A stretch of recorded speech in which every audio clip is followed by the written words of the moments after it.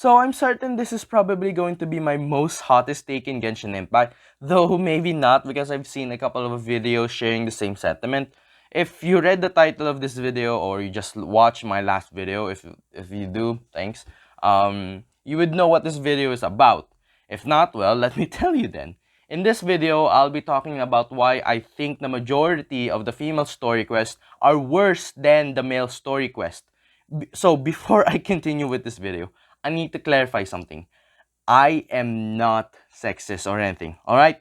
It may look like that because I only have one video that solely focuses on a female character and I have nothing but hate towards them. Also, you might be wondering, why do I even need to clarify this? In which, you're right, I don't care. But knowing the Genshin community, in which I unfortunately know a lot about them, by just seeing the title alone, they're gonna come for my ass, okay?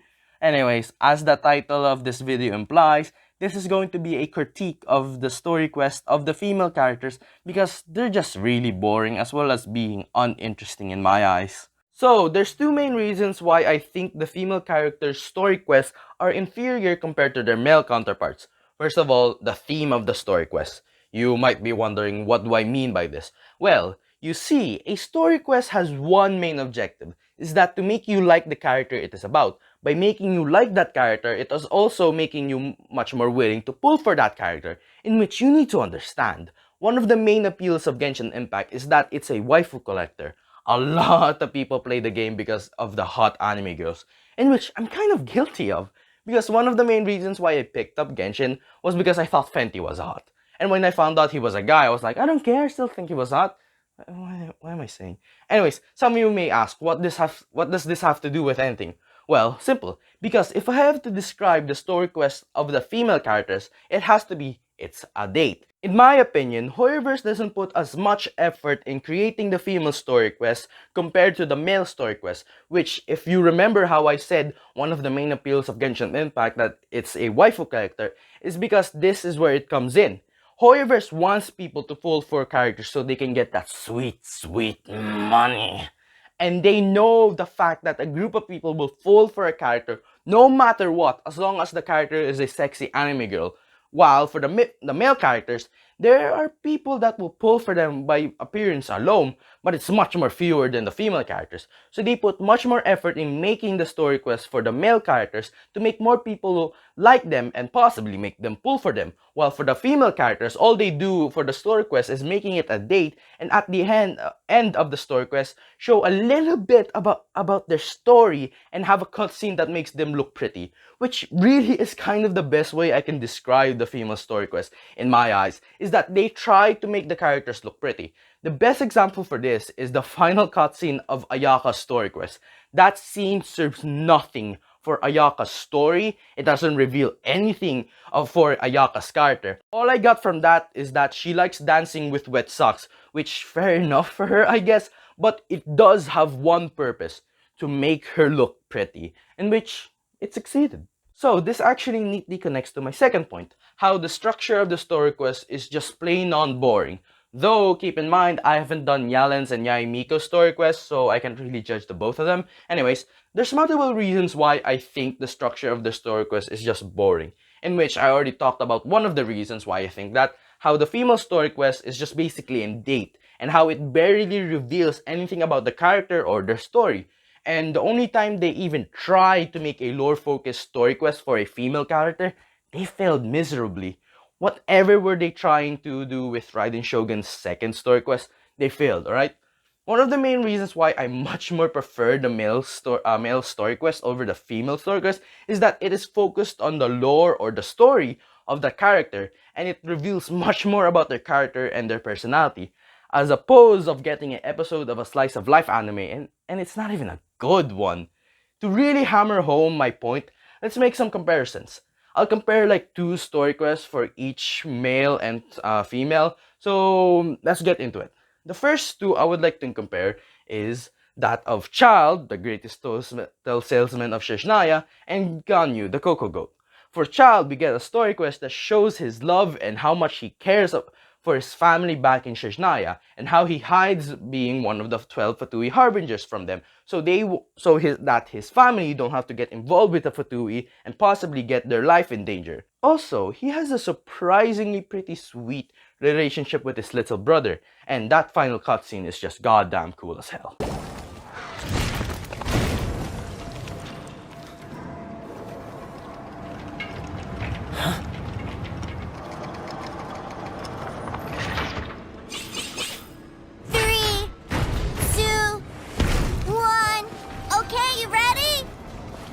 Give me another 10 seconds, Tusser. Still hiding. Huh. Now who's the cheater? All right, 10 seconds, that's it.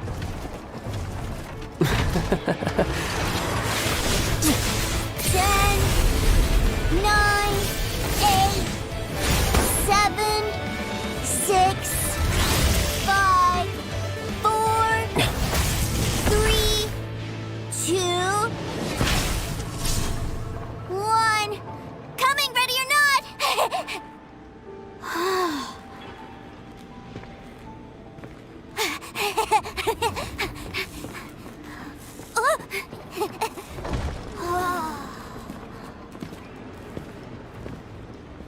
So, what do we get for Gone New Story Quest? Well, nothing is what we get. It's definitely one of the most boring story quests in the entire game. It's on the same level of how forgettable it was with Raiden Shogun's first story quest. When I first did this story quest, I literally wanted it to be over as soon as possible. It was literally sucking out my energy of how boring it was. Seriously, after I did this story quest, I had no energy left and I just wanted to go to bed after that. And the only thing I liked about this story quest was the Fatui picking up berries. I felt bad for the guy, alright? He just wanted to pick up berries and then we decided to immediately beat up the guy because he was part of the Fatui. Honestly, I think the guy had more characterization than Ganyu herself, which I find seriously funny. How can you make a background character more interesting than the character that this story quest is about? Anyways, let's get into my second comparison, and that is the Batman of Mondstadt, D-Luke, and Miss Lisa. I need to wear headphones every time I climb with her in the Japanese dub. For D-Luke's story quest, we have a story of a man protecting the city and the people inside of it that he cares about from any threat to the city, to criminals, to the Abyss Order. It doesn't matter to him, he will protect the city no matter what. Also, I know it's kind of redundant talking about D-Luke's story quest because my last video was talking about D-Luke as a whole, but who cares?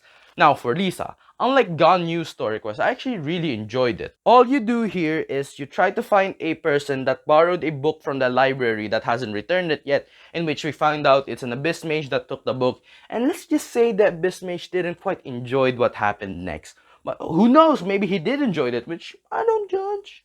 It's so well hidden! I have no interest in finding out where you little rascals hide yourselves away. But tell me, how is it that you have the time to conceal your stronghold and apply a magic seal, but not to sign out a library? You have no respect. You just want the book?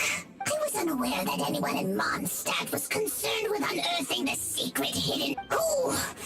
The librarian. Although I believe that should be... Return the book. I have all the... After all... Huh?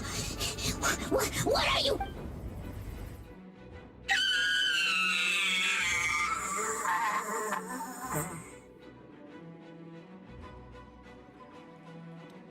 I find it funny that both Lisa and D-Luke basically tortured an Abyss Mage in their respective story quests.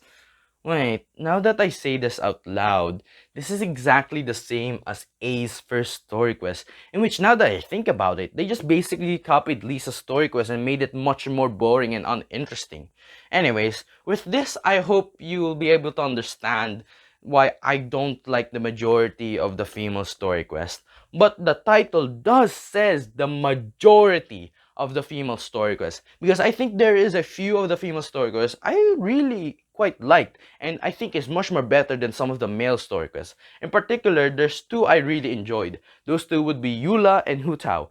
I just found myself really enjoying both of their story quests, but I enjoyed them for utterly different reasons. For Hu Tao's story quest, I just found it really fun. It also helps that I really like Hu Tao's character and I find Hu Tao really goddamn attractive and cute. Anyways, for Eula, her story quest, in my opinion, is the best out of all of the female story quests because it's actually good.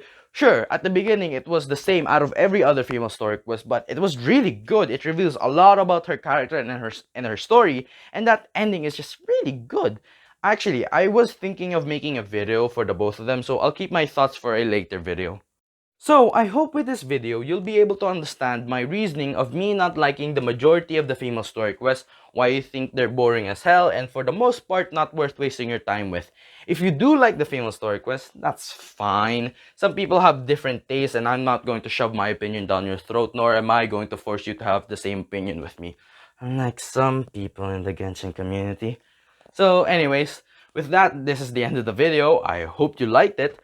Sorry if this video took longer than usual. I've been busy with school and all, and with the fact that I've been playing Genshin Impact and Tower of Fantasy back to back, and also Simuro being released doesn't really help.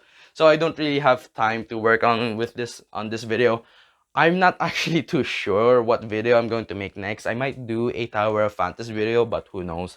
But also, don't worry, like I said before, I will guarantee at least one video every week. So yeah, goodbye.